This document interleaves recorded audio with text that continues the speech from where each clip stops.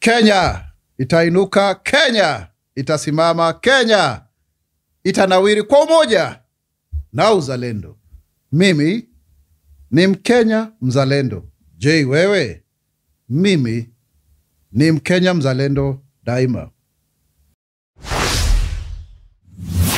On the digital superhighway and information communication technology and the creative economy, Kenya is fast becoming Africa's digital hub as the 50,000 kilometers of fiber cable has been laid across the country over the years, connecting schools, villages, and businesses to the superhighway.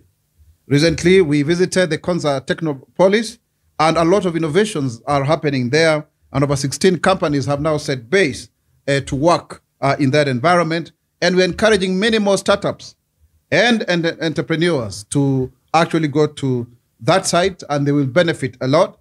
There's an investor who is putting together a factory that is going to employ over 10,000 people by the beginning of next year. There are over 1,500 Wi-Fi hotspots and 404 digital hubs are providing access to more Kenyans, with nearly 1.9 million youth having been trained in ICT, coding, cloud, and AI technologies. This has in turn created close to 300,000 digital jobs in freelancing, e-commerce, and the creative economy. Today, more than 40 million Kenyans are transacting businesses online, and over 21,500 government services are available at the click of a button, the way we set up Tengele.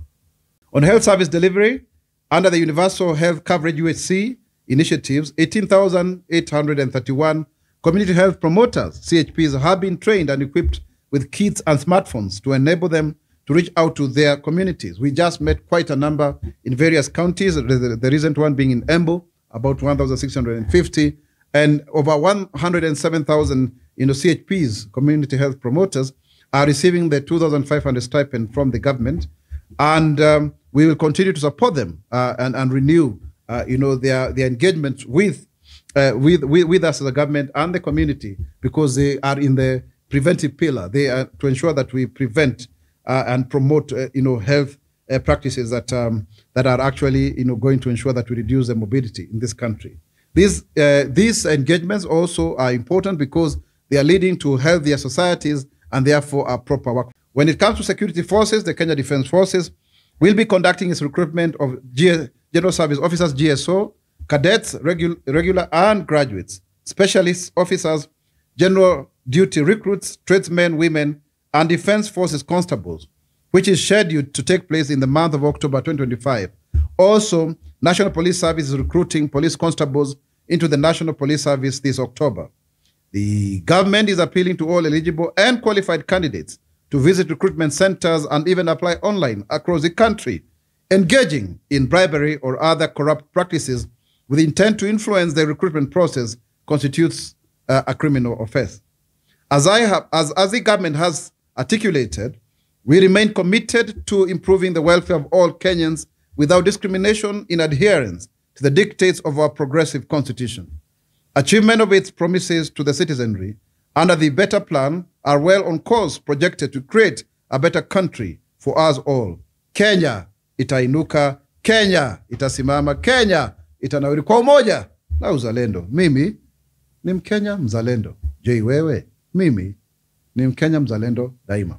On the blue economy, the expansion of the blue economy sector is generating new jobs in fishing, processing, marketing, and logistics.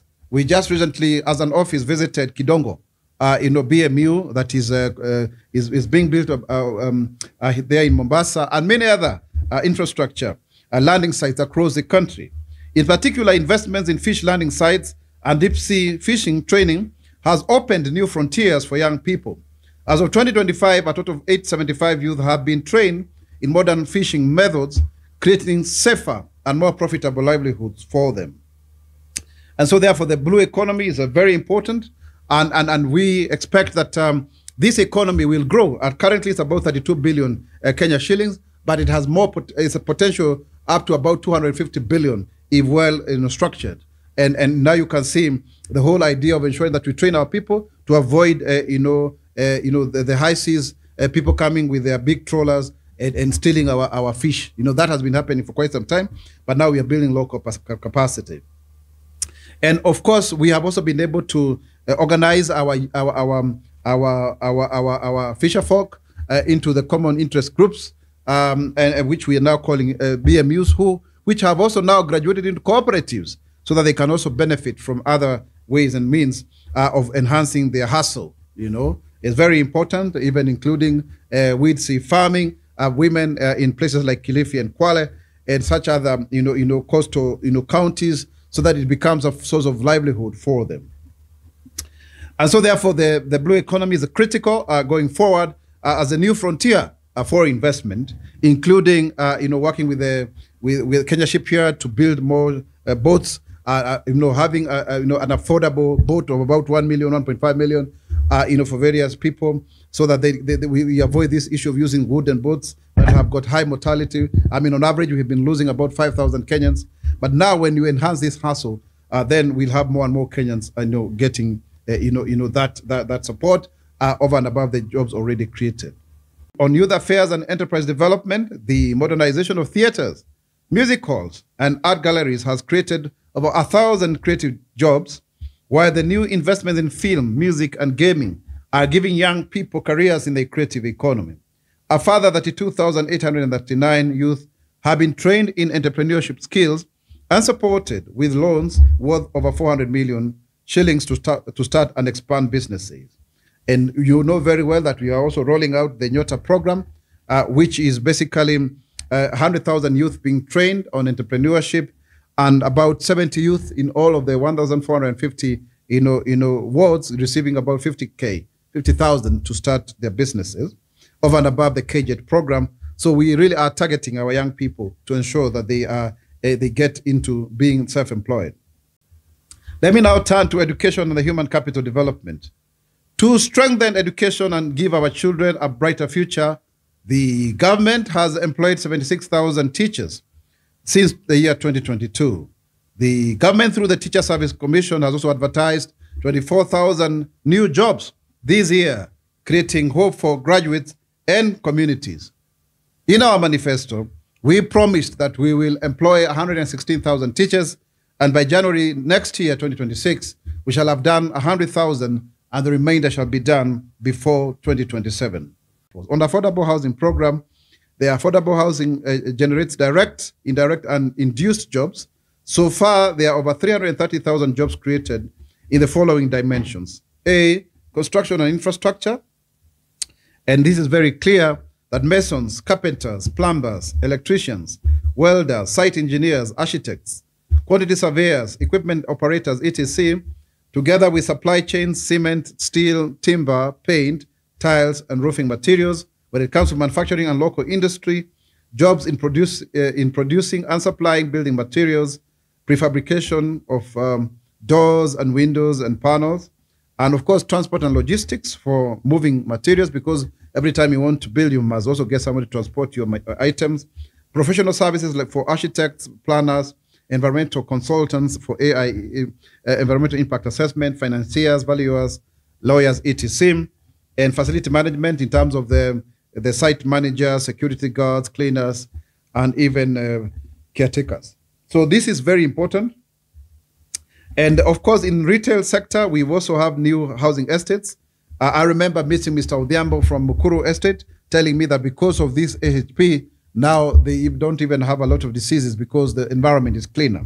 So you can see also the cost in terms of ensuring that we are reducing, cost to families. It's very important, because that means if someone is working, then they have more disposable income other than it going to medication. Community transformation and spin-off employment, food vendors, small shops, border operators, local suppliers, all benefiting from increased settlement population. And of course, there's very good urban planning as a result. On investments, industry and special economic zones, jobs in export processing zones, export promotion zones, EPZs, have grown by 14,000 in 3 years, with 4 new flagship EPZs under constructions, and this will be expected to create about 5,000 jobs. Investment in the special economic zones have also generated 11,000 additional jobs, while the Kenya Development Corporation has enabled job creation through lending and enterprise development. And this is for sure We've been able, as an office, to visit Mai Mahiu, a special economic zone. We see that Japan has come to Kenya, for example. There is actually a biscuit and a milk powder processing company and an electric car manufacturing company. All of them that are in Mai Mahiu. The same situation in other special economic zones, including the recent one that the president, has been to in Vipingo.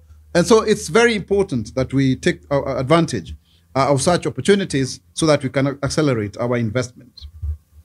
The county aggregation and industrial parks, KIPES, are also creating more rural jobs by linking farmers to processors and markets.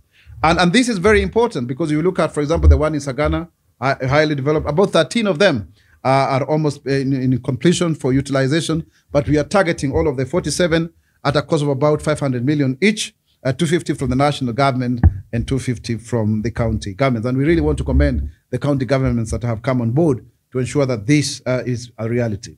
On tourism and creative economy, the tourism sector is supporting 1.6 million jobs directly, which is 8% of the national employment, while also contributing to the over 3.1 million tourism-related jobs. The increased tourism income is as a result of more investments in the sector, which has led to more tourist arrivals and increased foreign exchange. And so it's very important because you can see over 2 million, tourists have arrived in Kenya, in the last, 1 year, and over 5 million Kenyans have been able to travel across. And so the support of 1.6 million jobs has been very, very important. In fact, the high season, this year has been extremely commendable. Many, people, both young and old from across the globe have come to visit. And so the ETA that we established has been extremely important in terms of, ensuring that we have cash flow from outside. On agriculture and value chains, the bold reforms in the agriculture sector are opening new opportunities for farmers and the investments in coffee, tea, sugar, and cotton sectors. These have secured direct jobs and supported millions of livelihoods across many villages within the borders of our great country, Kenya. The revival of 6 cotton ginneries alone has created 700 new jobs in counties such as Busia, Bungoma, Kitui, and Embu. The distribution of 100 high-volume grain dryers is expected to create more than 10,000 jobs in cooperatives and small enterprises, adding to the over 23,000 rural jobs that have been created through cotton farming, ginning, and textile activities. In fact, if you look at the whole summation of all of the jobs, the fifth administration under President William Ruto has been able to create over 1.3 million jobs and counting. On labor mobility, Kenya has signed 6 bilateral labor agreements with the United Kingdom, Saudi Arabia, UAE, Qatar, Germany, and Austria, resulting to over 452,000 jobs abroad, up from only 14,000 in the year 2022. These employment opportunities spread over diverse sectors, including technical fields, hospitality, and healthcare, with 586 nurses already cleared for work overseas. And so, therefore, those people who keep on saying that, oh, it's not important for our young people to work abroad, I think it's important to say that it is very important, to say it's very important, because we have been able to generate 660 billion shillings, that of which 85% is going to households in the rural economy, and therefore this has become the greatest, foreign exchange earner for our country. And so, if you have a job, please, and you need to go abroad, we now have very serious mechanisms to ensure that you do it well. There is a dedicated desk at the immigration, and many of the things have been fast-tracked so that then we can have this. It is a target of the government, as directed by the President, His Excellency the President William Ruto, that we mark up this target to 1 trillion Kenya shillings, which really will make very significant changes. Over $5 billion is now coming into our country. And these are hardworking Kenyans who are supporting our economy. And that is why this government established the State Department for Diaspora Affairs, so that it can be able to look into the issues of our Kenyans who are working abroad. On the MSMEs and local enterprises, the refurbishment of 31 constituency industrial development centers under the micro, small, and medium enterprises MSMEs subsector is projected to create 9,000 jobs, and the Micro Small Enterprise Authority, MSEA, has already supported 2001 youth jobs while linking enterprises to local and regional markets. These reforms have made it easier for young entrepreneurs to access financing and formalization of their businesses.